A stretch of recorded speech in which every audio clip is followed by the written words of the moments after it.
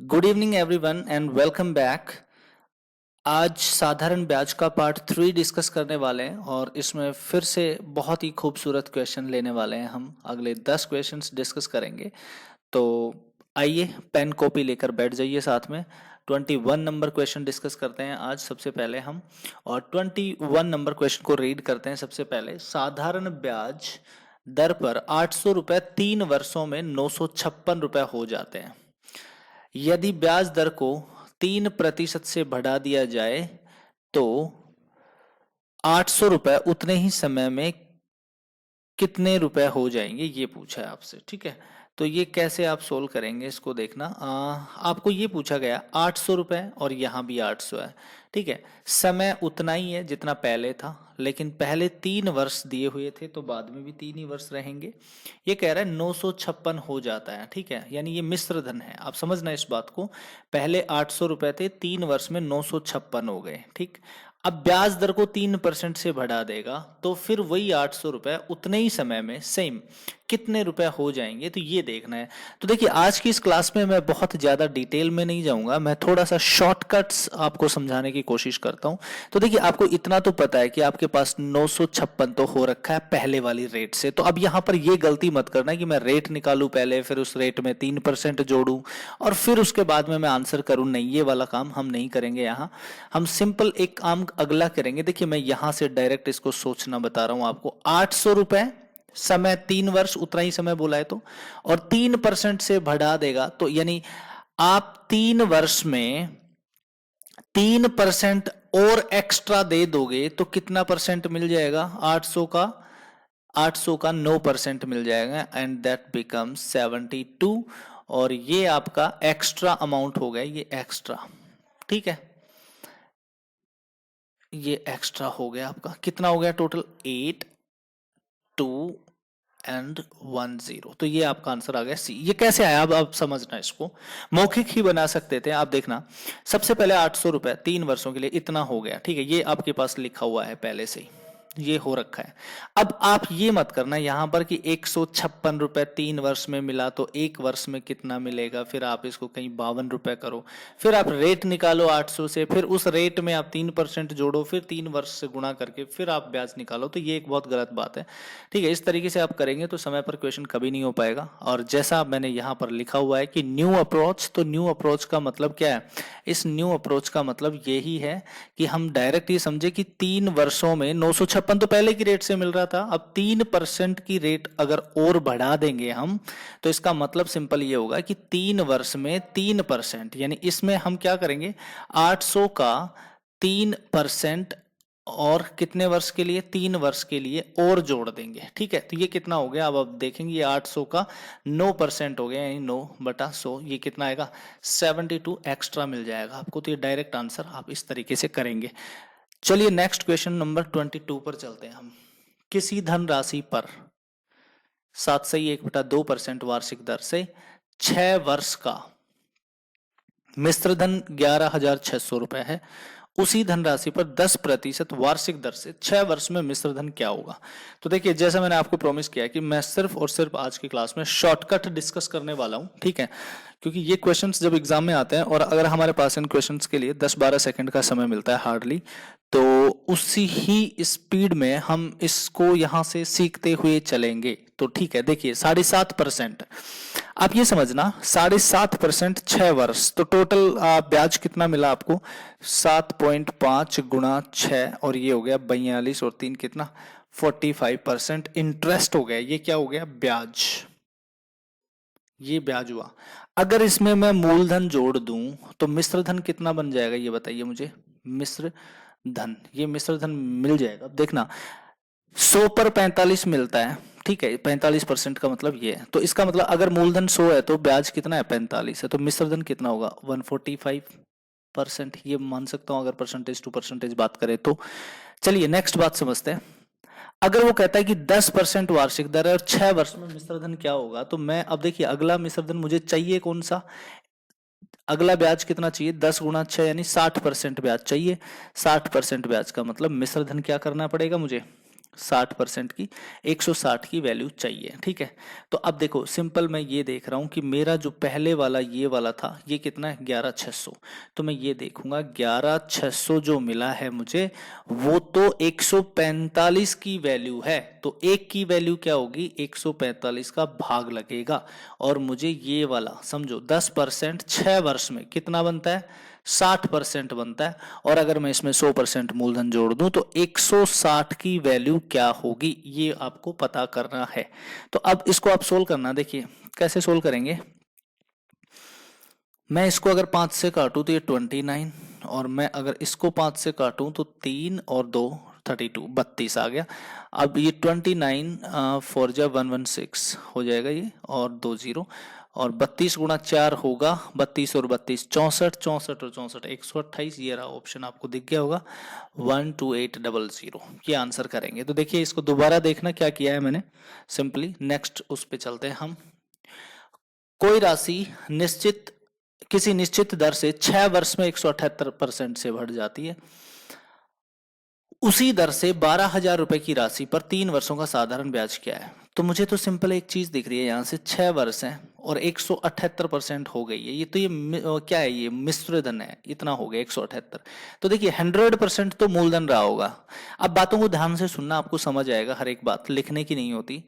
ठीक है, 178% से बढ़ गई तो इसका मतलब 100% मूलधन था, 78% ब्याज मिल गया। अगर 6 वर्ष में 78% ब्याज मिल रहा है तो वार्षिक रेट क्या है, रेट क्या है बताइए, रेट है 78/6 करके देखते हैं तो 13% पर एनम आ रही है। ठीक है, 13% पर एनम की रेट मिल रही है आपको। 3 वर्षों में कितनी रेट मिलेगी अब आपको पता चल गया होगा कि आपने क्या करना है, 12,000 का 13% के हिसाब से 3 वर्ष में ज्ञात करना है, और ये आपका आंसर आ जाएगा। कितना आ जाएगा, 12 को आप 13 से गुणा करेंगे 156, 156 को 3 से गुणा करेंगे तो हाँ, तो देखिए ये हो गया 120 गुणा 13 गुणा 3, तो 120 गुणा 13 गुणा 3, और अगर आप इसको आंसर करेंगे तो ये आएगा आपका 156 13 मल्टीप्लाई बाई 12 156 होता है, एक जीरो कैरी कर लिया यहाँ, और गुणा 3 करोगे तो आप देखेंगे 1560 है, 1560 को 3 से करेंगे तो 4500 तो सीधा ही हो गया, और 60 से और करेंगे तो 180, यानी ये आएगा आपका 4680। तो अब आप जो है यहाँ पर आंसर कौन सा मानेंगे, डी ऑप्शन को आप राइट मानेंगे यहाँ। और अब आप क्या करने वाले हैं, नेक्स्ट क्वेश्चन नंबर 24 को देखेंगे। 24 नंबर क्वेश्चन देखिए, एक आदमी 2,000 रुपए की राशि का कुछ भाग 5% ब्याज की दर से उधार दिया और बचा हुआ भाग 4% की दर से उधार दिया। यदि कुल साधारण ब्याज 92 रुपीज प्राप्त होता है तो 5% की दर से कितनी राशि उधार दी गई थी। तो देखिए ये वाला क्वेश्चन हमने कल भी किया है, कल डिजिट्स अलग थे, आज अलग है। तो क्या करोगे आप इसमें ध्यान रखना, एलिगेशन लगा सकते हो, लेकिन एलिगेशन से पहले अब आपको ये पता होना चाहिए कि टोटल ब्याज कितना मिला है, आपको कितना परसेंट मिला है। तो आप देखेंगे 5% यहाँ लिखेंगे, 4% यहाँ लिखेंगे, और इन दोनों का जो प्रतिशत है वो यहाँ लिख देंगे, और फिर उसके बाद आप यहाँ एलिगेशन लगा देंगे। तो अब आपको ये पता होना चाहिए कि भाई आपको टोटल ब्याज कितना मिला, 92 कितने पर, 2,000 पर, तो टोटल परसेंटेज कितना मिला है, 2 जीरो से 2 जीरो आप काट लेंगे। अब 92 में अगर 20 का भाग देते हैं तो 4.6% आपका आंसर करेगा ये। यानी आपने कुछ धन तो 5% पे दिया, कुछ धन आपने दिया 4% पे, और ओवरऑल आपका गया है 4.6%। यानी यहां पर तो आएगा आपका जो ये डिफरेंस आ रहा है 0.4 आ रहा है, 0.4, और यहां पर आ रहा है 0.6। ठीक है, 0.6 आ रहा है यहाँ पर। अगर मैं इन दोनों को पॉइंट से पॉइंट हटा दूं तो 6:4 का रेशियो बन रहा है, और ये टोटल कितना है आप देखिए इसको, 10 काटना चाहो काट सकते हो आगे, 10 का वैल्यू ही ये जो रेशियो आता है ये टोटल राशि का रेशियो आता है। तो 10 का मान कितना आ रहा है यहाँ पर 2,000, 1 का मान कितना आएगा, 10 से काट लोगे तो कितना आएगा 200। अब आपसे पूछा क्या है 5%, तो 5 के नीचे कितना है 6, तो 6 को आप आंसर करेंगे 200 से गुणा करके, और कितना आ जाएगा ये 1,200 रुपए का 1,200 रुपए का राशि उधार दी गई थी 5% की दर पर, यानी यहां पर जो आंसर करेंगे हम ए ऑप्शन कर देंगे। नेक्स्ट क्वेश्चन नंबर 25 देखिए।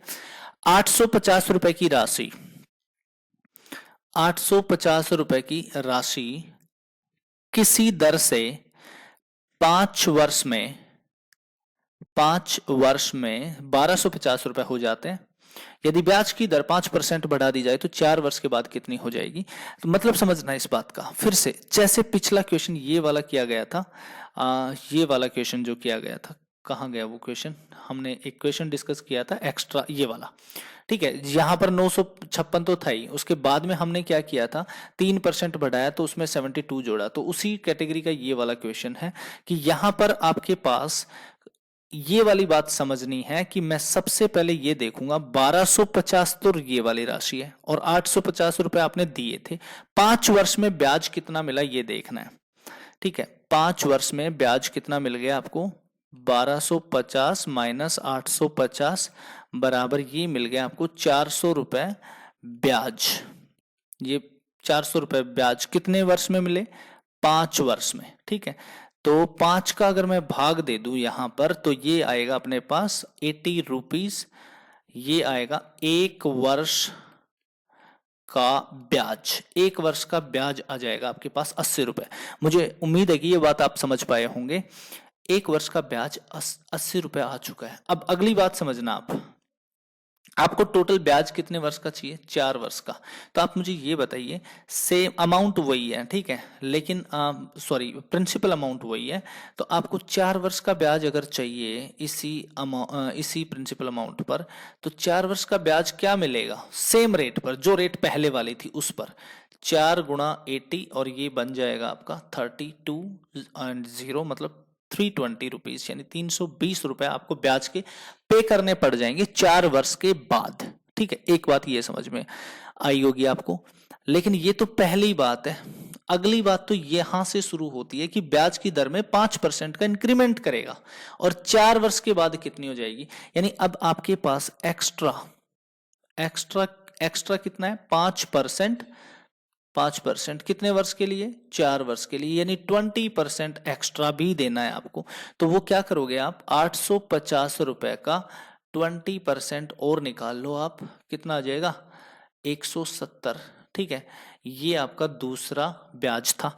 अब आपके पास मैं यहां पर लिख रहा हूं टोटल, ठीक है। पहले तो आपको कितना देना पड़ेगा राशि, राशि कितनी हो जाएगी? कितनी हो जाएगी? 850 तो मूलधन, ठीक है। 850 तो क्या हो गया, सॉरी इसको मैं एक बार दोबारा लिखना चाहूंगा।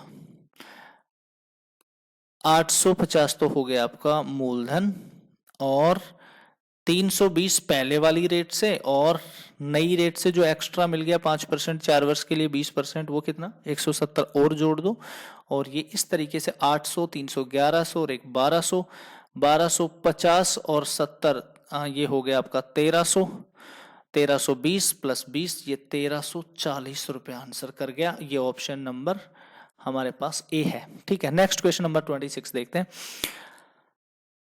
2525 रुपए की राशि 2 भागों में निवेश की जाती है।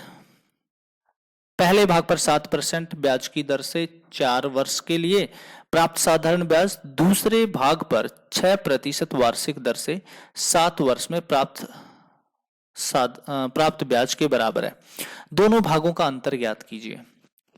तो देखिए इस टाइप के क्वेश्चनों को हम कैसे करते हैं, जब ब्याज बराबर हो, दर और समय अलग अलग आए, ठीक है, तो वहां पक्की बात होगी मूलधन की राशि अलग अलग होगी, ठीक है, तभी ऐसा हो सकता है। तो इन क्वेश्चंस का शॉर्टकट क्या रहेगा मैं आपको कॉन्सेप्ट बाद में बताता हूं, पहले आप इसको ऐसे करिए।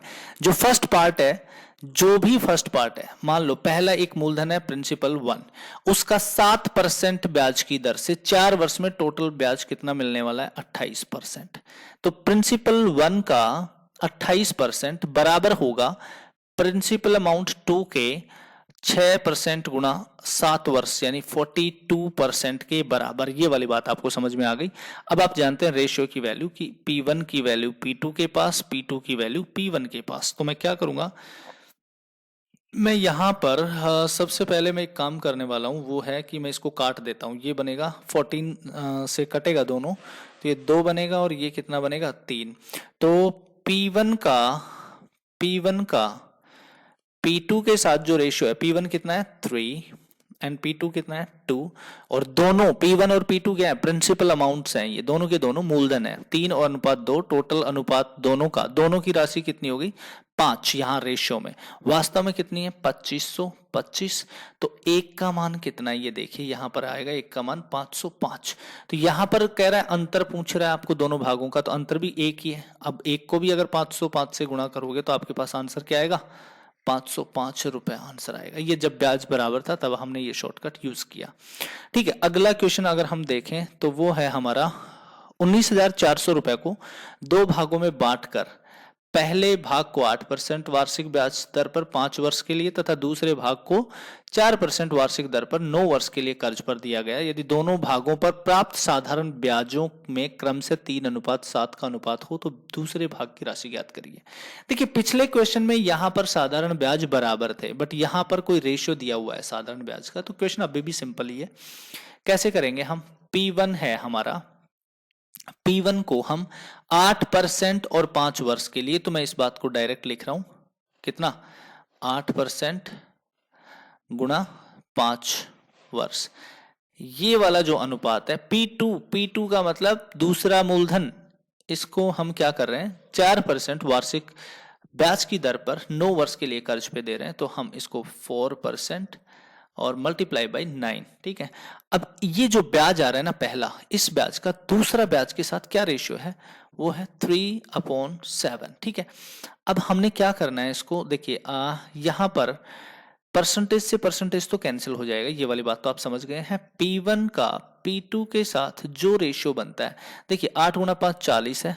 ठीक है, और यहां पर अगर हम देखें इस 40 को 7 से गुणा करना पड़ेगा, आप जानते हैं क्रॉस गुणा होता है, 8 गुणा 5 40, 40 को 7 से गुणा करके आप नीचे लिख सकते हैं चाहे तो, या फिर एक काम करिए इसको इससे काट लो, ये आएगा आपका 1 और ये आएगा आपका 2, तो 10 को 7 से गुणा करेंगे, ये कितना आएगा 70, और यहाँ पर 9 बच गया, 9 गुणा 3 ये कितना आएगा 27। मुझे लगता है ये समझ पाए होंगे आप।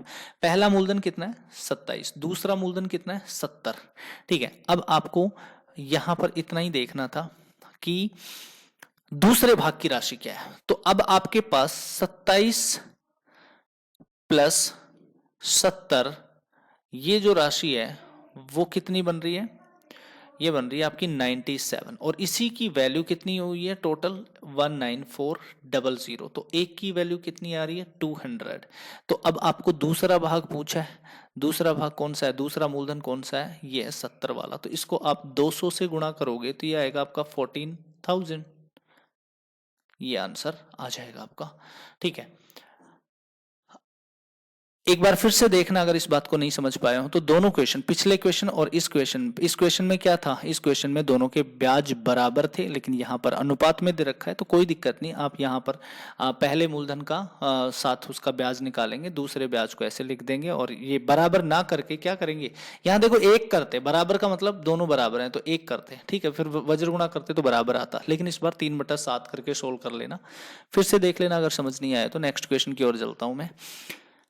एक व्यक्ति अपने 2 पुत्रों जो कि 14 वर्ष और 16 वर्ष के हैं, बैंक खाते में 3,900 रुपए इस प्रकार जमा करवाना चाहता है कि जब वे 18 वर्ष के हो जाएं तब उन्हें बराबर राशि प्राप्त हो, ब्याज की दर 10% वार्षिक रही हो, तो छोटे पुत्र के खाते में जमा की गई राशि ज्ञात करें। देखिए आपको एक बात तो ये समझनी पड़ेगी कि 2 पुत्र हैं, उसके एक 14 वर्ष का है और एक 16 वर्ष का है, तो जो टाइम का रेशियो है, मतलब यहाँ पर जो टाइम है 18 वर्ष के जब दोनों होंगे, तो एक तो यहाँ पर जो छोटा पुत्र है उसे तो 4 वर्ष का ब्याज मिल जाएगा, ये देख रहे हो 4 जोड़ना पड़ेगा इसमें, और दूसरा जो बड़े वाला पुत्र है उसके लिए 2 वर्ष बाद ही वो 18 का हो जाएगा, यानी उसको सिर्फ 2 वर्ष का ब्याज मिलेगा। तो टाइम आप ऐसे ज्ञात कर लेंगे, सिंपल बात है। अगली बात, इनकी राशि बराबर हो रही है, ठीक है, बराबर राशि मतलब मिश्र धन बराबर मिलेगा इनको, ठीक है। तो अब ब्याज की दर कितनी बता रखा है, 10% बता रखा है, तो मैं क्या करने वाला हूं इस बार मैं ऐसे करूंगा, देखो आप ये वाली बात जानते हैं कि P1 मान लो प्रिंसिपल 1, ये P1 छोटे वाले बेटे का है, ठीक है, और इसी P1 का देखो 4 वर्ष का ब्याज मिल रहा है, ठीक है, तो 4 वर्ष का 10% के हिसाब से टोटल में 40% लिख रहा हूं डायरेक्ट, बात समझना। यानी ये पहला मूलधन था, इसी मूलधन का 40% ब्याज जोड़ दिया तो ये मिश्र धन बन गया और ये बराबर हो जाएगा किसके, दूसरे वाले मूलधन के। दूसरे वाले मूलधन में दूसरे वाले मूलधन का ब्याज भी जोड़ देंगे, यानी 2 वर्ष का ब्याज 10% से 20%। यानी आप क्या करोगे, समझो इस बात को। पहले वाला मूलधन मैं ऐसे मान लेता हूं ये छोटा बेटा है, ठीक है, इस छोटे बेटे को 4 वर्ष का मिला तो 10% के हिसाब से कितना मिल गया, 40%, ठीक है। और दूसरे वाले को 2 वर्ष का ब्याज 10% के हिसाब से 20% मिल गया, ठीक है। तो अब मैं ये वाली चीजें बराबर कर रहा हूं, P1 प्लस P1 का 40% बराबर P2 प्लस P2 का 20%, ये वाली बात बराबर कर रहा हूं। अब देखना यहां से मैं क्या करूंगा, अगर मैं इस बात को ऐसे समझू, P1 कॉमन ले लूं तो 1 प्लस 40%, अब 1 प्लस 40% बराबर यहां रहेगा। P2 कॉमन ले लूं तो यहां से आएगा 1 प्लस 20%, ठीक है। अब देखो एक का मतलब होता है 100%, ठीक है, या इसको आप 40/100 करोगे तो ये 100 एकम 100 प्लस 40 140/100 कुछ ऐसा आएगा, 100 से 100 कट जाएगा, ठीक है। तो मैं आपको ये डायरेक्ट बात बता रहा हूं कि P1 का मान P2 के पास और P2 का मान P1 के पास, तो ये तो हो गया आपका कितना, P1 का रेशियो P2 के साथ क्या बनेगा, देखिए P1 का रेशियो यहां पर है ये वाला, ठीक है, और इसका मान ये वाला है। तो आप यहां से क्या करोगे, सिंपल 120 चेंज कर दोगे और ये कितना हो जाएगा, इसका 140 हो जाएगा। और अगर आप इसको काटें तो 20 से काट लो, 6:7, 6:7, दोनों के मूलधन का योग कितना आ रहा है, अनुपात में 13, 13 का मान जो आएगा वो आएगा 3900 और एक का मान कितना आएगा 300। तो उसने कहा है कि छोटे पुत्र के खाते में ये वाली राशि P1 जो हमने मानी हुई है 300 से गुणा करें तो आंसर करेगा 1800, ठीक है। ये हम आंसर कर देंगे यहाँ पे 1800। अगर आप फिर से देखना चाहें तो आप सीधे ये कर सकते हैं, 4 वर्ष 2 वर्ष, तो आप सीधा P1 और P2 ऐसे लिखेंगे। तो 4 वर्ष है तो क्या करेंगे, 40% करेंगे, और 2 वर्ष है बड़े बेटे के खाते में तो ये कितना करेंगे, 2 गुणा 10 20% करेंगे। अब आप डायरेक्ट एक काम करना, अगर P1 और P2 का रेशियो चाहिए तो एक एक यहां पर लगा देना। ये एक एक क्या है भाई, यहाँ 100 है ये, ठीक है, 100 जोड़ा गया, 40 में 100 जोड़ा तो 140, ठीक है। और फिर इनको चेंज कर देना सीधा, ठीक है। कितना हो रहा था ये, 20 से कटा तो 7, 20 से कटा तो 6, 6 यहाँ लिख देना और 7 यहाँ लिख देना, ये मूलधन का अनुपात आएगा, सीधा ये शॉर्टकट समझ लेना। 13 का मान 3900, 1 का मान 300, तो 6 का मान कितना आएगा, 300 से गुणा करेंगे तो 1800। इस तरीके से आप इसको सोल्व करेंगे। चलिए नेक्स्ट क्वेश्चन देखते हैं। 18,600 रुपए की राशि को 3 भागों में बांटकर उसे क्रमशः 2 वर्ष, 4 वर्ष और 5 वर्षों के लिए ब्याज पर दिया गया। यदि साधारण ब्याज की वार्षिक दर 10% हो तो तीनों भागों पर प्राप्त मिश्र धन समान होंगे। अब आपको ये बात पता चली है पिछले वाले क्वेश्चन में, देखिए इसी को मैं यहाँ यूज करूंगा कि 140 120 बनाया और इसको रिवर्स किया आपने, ठीक है। इनवर्स रेशियो करना पड़ा जब मुझे मूलधन का अनुपात लेना पड़ा, तो यहाँ पर इनवर्स रेशियो की बहुत भूमिका है, तो इस बात को यहाँ भी समझेंगे। अब मैं इस क्वेश्चन के लिए, ये क्वेश्चन वास्तव में अगर आप पैटर्न से करोगे तो थोड़ा टाइम ज्यादा लेगा, लेकिन मैं यहां पर डायरेक्ट करूंगा। 10% है तो देखो मैं यहां पर P1 P2 3 भाग है ना, तो P2 principal amount 2 and principal amount 3 के इसमें रेशियो देखूंगा सीधा।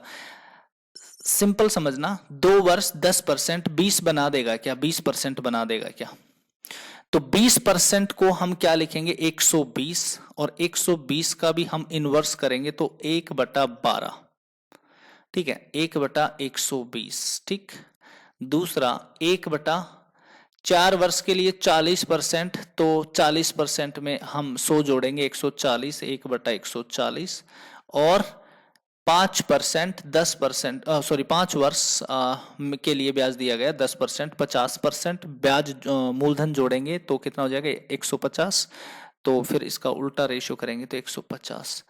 अब अगर एक एक जीरो ये वाली काट दें हम यहाँ, तो 1/12, 1/14 और 1/15। अब ये वाली बात आती कहाँ से है?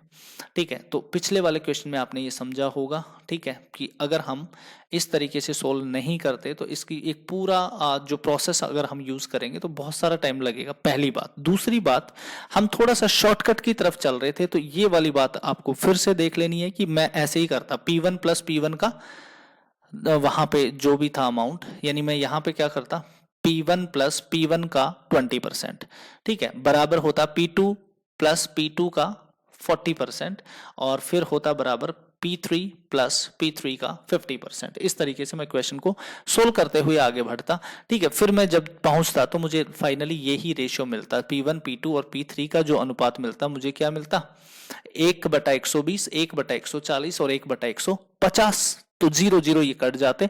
और अब समझिए 12, 14 और 15 का जो एलसीएम होता है, देखिए 14 गुणा 15 होता है 210, 210, और यहां पर सिर्फ अगर 3 और 4 था, 1 2 और गुणा कर दे, यानी 420 इनके एलसीएम से हम गुणा कर दें इनको, तो सरल रेशियो में बदल जाएगा अनुपात, ठीक है, सरल रेशियो में बदल जाएगा, प्रिंसिपल का जो रेशियो है वो वाला। तो इसको हम ऐसे चेंज कर रहे हैं, ठीक है। अगर मैं 12 से इसको काटता हूं तो 12 गुणा 3 36, और कितना बचेगा 6 0 5, तो 12 5 60, 35 अनुपात, इससे मैं काटता हूं 30, और ये आएगा 15, 15 गुणा 2 30, और ये कितना 120 28। तो इस तरीके से टोटल जो रेशियो बन रहा है आपका 35 और 30 65 65 और 28, ये बन गया आपका 93 बन रहा है। तो 93 का वैल्यू टोटल कितना दिया हुआ है आपके पास 18600, और एक का वैल्यू कितना आ जाएगा बताइए 200। तो मैं पूछा गया पहले भाग की, तो पहला भाग है 35, 35 की वैल्यू 200 से गुणा कर रहा हूं मैं, कितना बन जाएगा 7000 रुपए बन जाएगा। हाँ, मुझे ये बात समझ आ रही है कि आपको शायद आप इन बातों को थोड़ा कम पकड़ पा रहे होंगे, तो इसके लिए आपको थोड़ी सी मेहनत करनी पड़ेगी। थोड़े अच्छे क्वेश्चंस हैं, और मैं जैसा मैंने आपको प्रॉमिस किया था कि मैं थोड़ी सी न्यू अप्रोच के साथ काम कर रहा हूँ, शॉर्टकट के साथ काम कर रहा हूँ। तो शॉर्टकट के लिए आपको बेसिक्स मजबूत होना चाहिए। तो मैं बेसिक्स मजबूत के लिए आप पिछला क्वेश्चन जो सेम है, ठीक है, कौन सा, ये वाला क्वेश्चन, तो इस वाले क्वेश्चन को आप समझना, इसी वाले क्वेश्चन से ये बनना है। और अगर फिर भी आपको क्वेश्चन नंबर 29 में दिक्कत है तो आप एक बार मतलब मैसेज कमेंट करके बताइए, मैं वापस से फुल सॉल्यूशन करवा दूंगा इसका, ठीक है। क्वेश्चन नंबर 30 आज का लास्ट क्वेश्चन है, बहुत ही बेहतरीन क्वेश्चन है, समझना इसको। एक आदमी ने कुछ रुपए किसी को 5% वार्षिक दर पर कर्ज दिया तथा 6 माह बाद उसने उतने ही रुपए 6% वार्षिक दर पर एक अन्य आदमी को कर्ज दिया। एक निश्चित समय बाद वह प्रत्येक से 4600 रुपए मिश्र धन के रूप में पाया। वह दोनों आदमियों को कितने रुपए कर्ज के रूप में दिया? तो क्या करेंगे आप इसके लिए आप सिंपली एक काम करेंगे कि आपने सबसे पहले यहां पर आपके पास टाइम नहीं दिया हुआ है, ठीक है, तो टाइम नहीं दिया ना, तो आप क्या करेंगे, आप यहां पर प्रिंसिपल अमाउंट दोनों कंडीशन में सेम है, क्योंकि उसने कहा है कि कुछ रुपए, ठीक है, फिर उसके बाद उतने ही रुपए, ठीक है, तो इसका मतलब प्रिंसिपल अमाउंट तो दोनों कंडीशंस में सेम है। यानी मैं वास्तव में ऐसे लिखता, P प्लस P का 5% वार्षिक दर, ठीक है, 5%, लेकिन टाइम नहीं पता है, T है, ठीक है, बटा 100 बराबर है ये वाला। P प्लस क्यों कर रहा हूं, क्योंकि मूलधन में मैं ब्याज जोड़ दूंगा तो मिश्र धन बन जाएगा, ठीक है। अब मैं दूसरा वाला लिख रहा हूं कि P प्लस P का 6% वार्षिक दर, ठीक है, लेकिन ये नहीं पता टाइम कितना है, तो टाइम में से पुराने वाले टाइम में 6 माह बाद देगा ना ये, तो 6 माह का मतलब होता है आधा वर्ष, तो T में से जो भी वर्ष थे यहां उसमें से हम आधा 1/2 कम कर लेते हैं और इसके बटा में 100 कर लेते हैं, ठीक है। अब मैं तो ये कह रहा था ये P से ये P कट जाएगा, क्यों, दोनों प्लस के हैं, दोनों जोड़ने हैं, तो आप इधर ले जाओ चाहे उधर ले जाओ, तो ये P भी कट जाएगा, ठीक है, P से P कट जाएगा। फिर तो अब बचा क्या, 100 से 100 भी कटेगा, और ये बना आपका पास 5T बराबर, यहां से इससे गुणा करना है एक बार, 6T माइनस 6 को 1/2 से गुणा करेंगे तो कितना आएगा 3। इस 3 को इधर लेके आओगे और ये इधर आएगा तो 1T बचेगा, यानी आपके पास टाइम जो है वो 3 वर्ष का आ चुका है, ठीक है। टाइम कितना आया, 3 वर्ष आ चुका है। अब टाइम अगर 3 वर्ष आ चुका है, अब आपको इतना सा देखना है यार, टाइम है 3 वर्ष, ठीक है, और आपके पास रेट भी है 5%, ठीक है। अब आपके पास मिश्र धन भी दिया हुआ है, ठीक है, मिश्र धन यानी अमाउंट जो है वो भी दिया हुआ है, कितना 4600 रुपीज। तो अब आपको सिर्फ और सिर्फ ज्ञात क्या करना है, मूलधन ही तो ज्ञात करना है। तो मूलधन क्या होगा, मूलधन क्या होगा, अब देखिए ये कितना है, 5 × 3 15, ठीक है। अब मैं ये सिंपल बात ऐसे समझूंगा कि जो ये 5 × 3 15% है, ये मूलधन में जुड़ा होगा, ठीक है। तो मूलधन कैसे ज्ञात कर सकते हैं आप, 115% जो आपका मिश्रधन है वही आपका 15% कहां से आया, यहां से, ठीक है। अब मैं ये कह रहा हूं कि टोटल ब्याज 15% मिल रहा है, यानी 100 पर 15 क्या मिल रहा है, ब्याज मिल रहा है। तो 100 क्या मिलेगा, मूलधन। यानी मेरे पास जो ये रहेगा, ये अब आप इसको ऐसे समझोगे कि 115 की वैल्यू ही 4600 है, तो एक की वैल्यू कितनी होगी, यहां से 115 23 से कटता है, 23 × 5, ये 23 से 2 से कटता है, तो ऐसे काट लोगे 23 × 5 और ये 23 × 200, 5 से काटोगे तो 40, एक की वैल्यू 40 आएगी, ठीक है। अब आपसे मूलधन पूछा है तो 100 की वैल्यू क्या आएगी, ठीक है, 100 की वैल्यू क्या आएगी, तो आप क्या करेंगे 4000, यानी 4000 रुपये आप आंसर करेंगे, ठीक है। आई होप ये क्लास आपको काफ़ी समझ में आई होगी, काफ़ी अच्छे और बेहतरीन क्वेश्चन शामिल करने की कोशिश की है। तो अगली क्लास में फिर कुछ अच्छे क्वेश्चंस के साथ आऊंगा, तब तक के लिए टाटा बाय बाय। और आपको अगर ये क्लासेस पसंद आ रही है तो आप इनको शेयर करिए, ठीक है, ज़्यादा से ज़्यादा लोगों को लाभ पहुंचाने की कोशिश करें। तो नेक्स्ट क्लास तक के लिए टाटा बाय बाय, मिलते हैं फिर से।